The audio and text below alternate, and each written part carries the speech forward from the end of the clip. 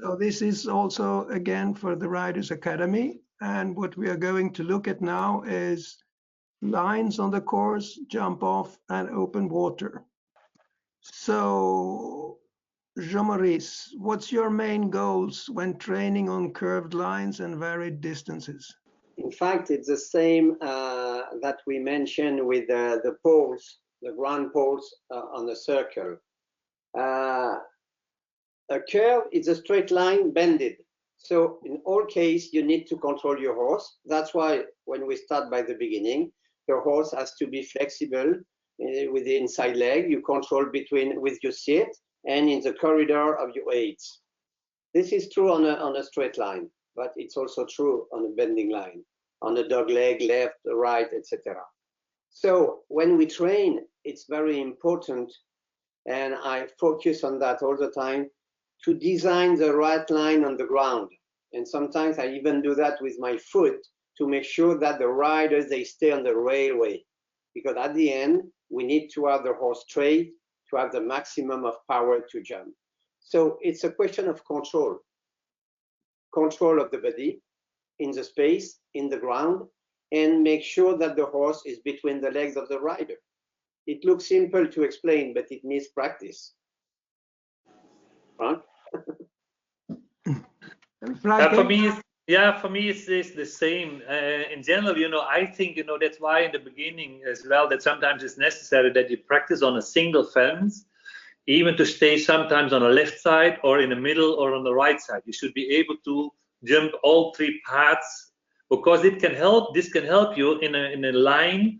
Even it's okay when your horse is not the biggest stride, or you have a horse with a big stride, not to slow down with the big horse or with the big stride, or not that you really have to go flat out. It's very important that the horse stays in the line you want to ride it.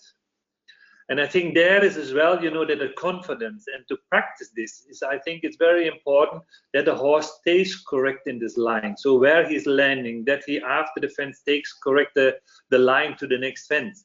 On a straight line, it's always, that it's okay, you look to the next fence and the fence has to come to you. It's not that you have to go to the jump, but the fence has to come to you.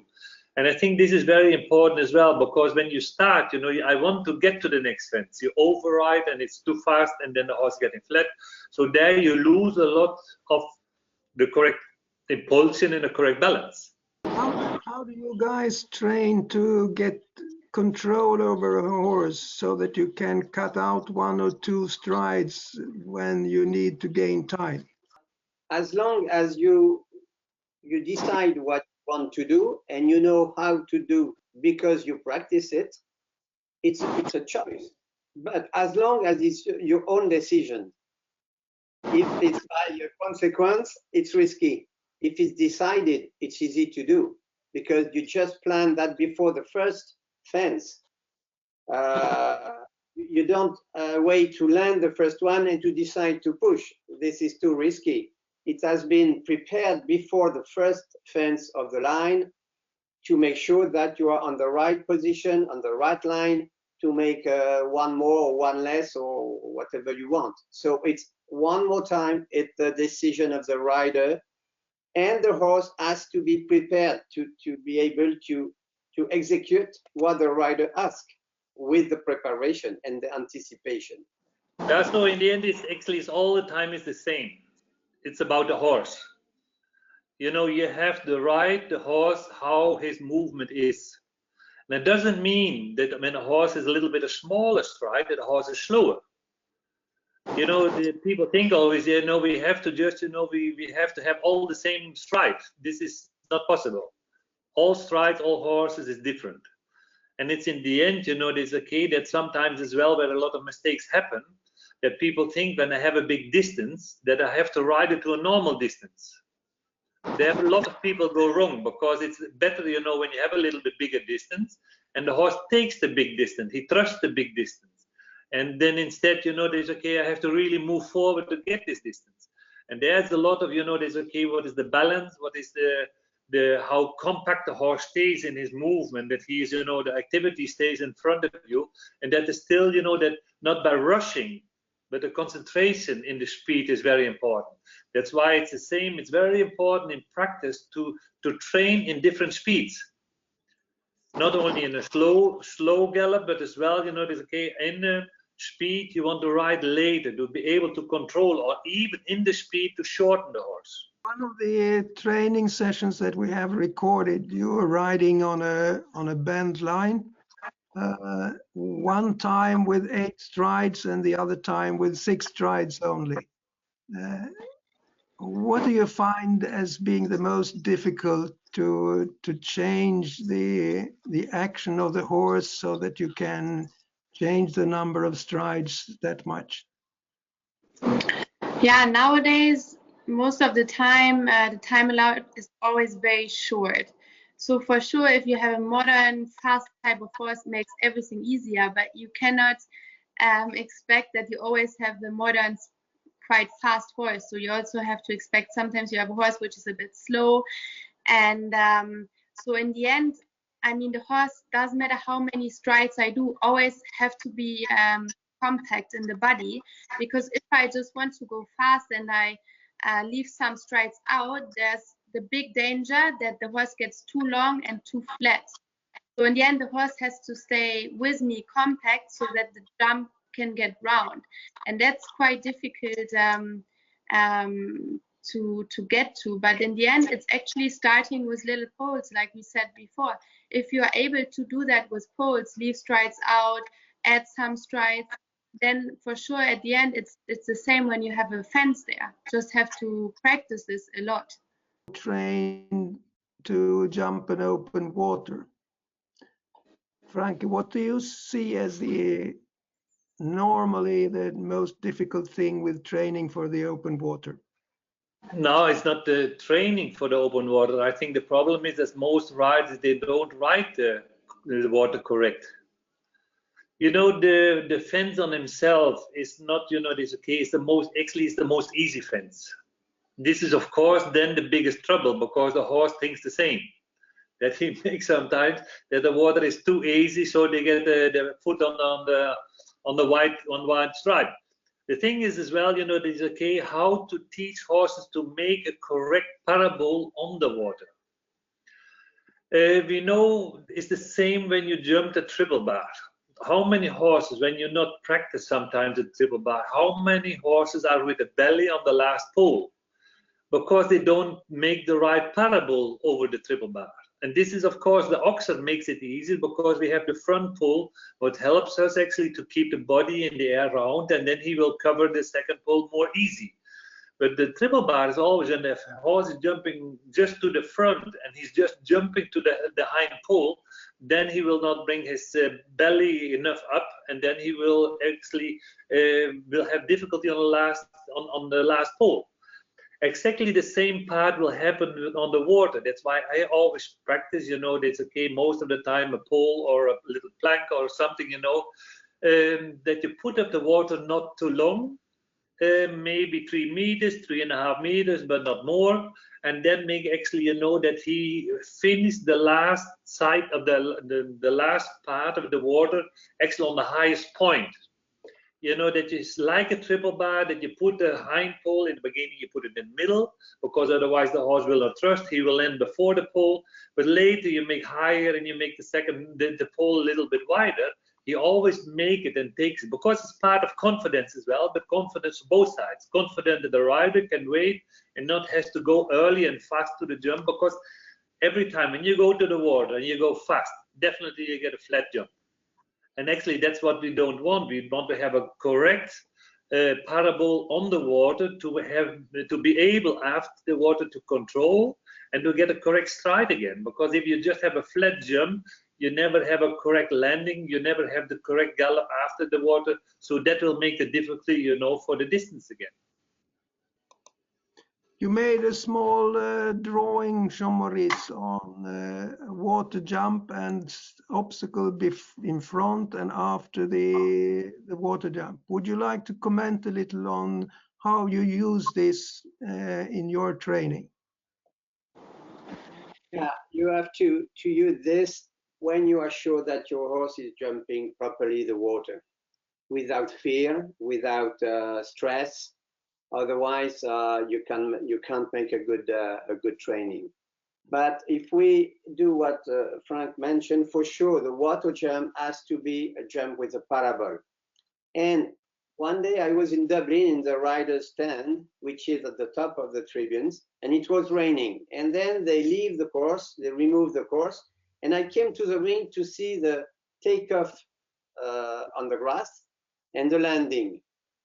For the observed 1 meter 50, 1 meter 55, the distance is more than 5 meters. And the water jump in the Olympic Games is 420, 450 maximum. So it's nothing as long as you have this parabole. And I consider if you are able to jump this horse with a horse compact, it's a normal line afterwards, because as long as you recover your horse and you ask him to come backwards on the left, on the right, or straight, if you don't destroy the initial canter to jump the water, it will be easier to control the fence which arrive afterwards, for my opinion. But we stay all the time, as say Frank, on the same basics. That's why the basics have to be strong, must be strong. At that moment, you can do everything, because finally, of course, the course designer is asking questions. And you need the top rider, the top level. You need to have all the tools in your basket to solve all the questions. Yeah, I think, that even to practice, after the jump, to go to the left or to the right, this is one thing I would not do, for the water, because for me it's much more important that they keep the correct jump on the water. And not already, it should not be that in the landing already the rider should think he should turn to the right or to the left. The horse really first has to finish the water, and then I look for my next problem. Not, that in the air already on the water, that the rider is staying steady and already think, oh, I need a control after the water, because then it's the wrong, because then you teach the horse very quick not to jump the water correct anymore. And then it's very difficult when the horse learns that he is not having the respect for the water, not making a correct jump there. It's very difficult when he learned it to change later to improve it again. That is much more difficult. So always from a young horse already, they should start to practice to make a correct jump there. Well, Laura, when you're training the water jump, what is it you are looking for, and what kind of feeling would you like to have? Good. Yeah. First of all, like Frank and Jean-Maurice also said, you should not think in your head, okay, I have to go fast, the horses have to jump wide water, because that's what a lot of people think. Just go fast, and with the speed, the horses can manage to jump the water. But this is totally a wrong way to start thinking, actually. So in the end, I want to have also my horse compact. I need the right impulse, that the horse takes me already to the water jump. He should not be behind me. And if I have the horse really between the hands and the legs, then the water jump is kind of easy to jump. Yeah, so that's the most important thing. And what Frank also explained with the parabole, that the horse needs a parabole. And if the parabole is correct, then you don't have to worry about anything. And it's the worst if you go to the water jump and you have the feeling the horse is not taking me, because then the jump won't be like you wanted, actually. Laura? But I think you can explain for yourself, when we were starting together, to train the water jump in the beginning as well, the things what I was putting up, you didn't trust yourself to go correct there. And I think this is a very good experience, she made herself. That by changing, the way to go to the water, to make to practice the water, that gives her a lot of confidence.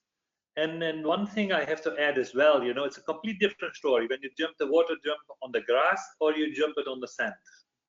It's much more difficult to keep the correct jump on the sand. The grass is a lot easier, because the horse, by nature already, when they are young horses and they are in a field, they have the contact sometimes with the water. Especially in Holland, there's always between the water. So these horses always have respect for the water there. And when it's on grass, they really have the respect.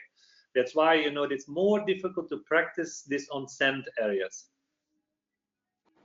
Yeah, that's true. Before, like when I started training with Frank, the water jump, me as a rider, I was also not really confident to go to the water, because I had also maybe too much in my mind. Okay, I need the speed, and I didn't ride through the water actually correct enough. You know, the distance was not maybe correct enough, and then I had to practice and to practice. So what Franke said, that in the end I had more trust, like, to go there also. Jean-Maurice, you were nodding when Franke was explaining. Yeah, and I just would like to make a warning, because I hear more and more riders complaining about that jump, and most of them would like that we remove the water jump from our sport. And for me, it's a big mistake, because now show jumping is so standard with sand areas, and it's a good way to test the horses, the courage. You know, it's part of their natural equitation, because now we don't have banks, a hedge, or whatever, as we had in the future. Frank will agree with me. And I think it's important to know now, in the second round, for example, of the Olympic Games or World Championship, the second round of the team competition, okay, there is no water jump. Why not? But we have to maintain this jump, because it's very technique, and it's very important to make also the difference on that fence, for my opinion. And I think as well for the future, you know, the variety of the fences, you know, we have just poles. Then, you know, they said, okay, sometimes a plank or sometimes a wall, but we need a little bit, you know, they just try to make the variety now for colors, and a little bit design was on the jump. But, you know, these older times when we had, you know, the hedges and things, you know, that was completely a different story. And even for the horses, they had a confidence there. You know, sometimes it's a little bit difficult, because people or the course builder want to change the course quick, because, you know, it's timing as well. So they make easy jumps, you know, that they can get quicker out of the competition and get new fences in. And I think there is, you know, sometimes a pity, because I like to see sometimes the old fences as well, the old courses, you know, that's the key, the difference of it. Get the good variation. Thank you guys very much.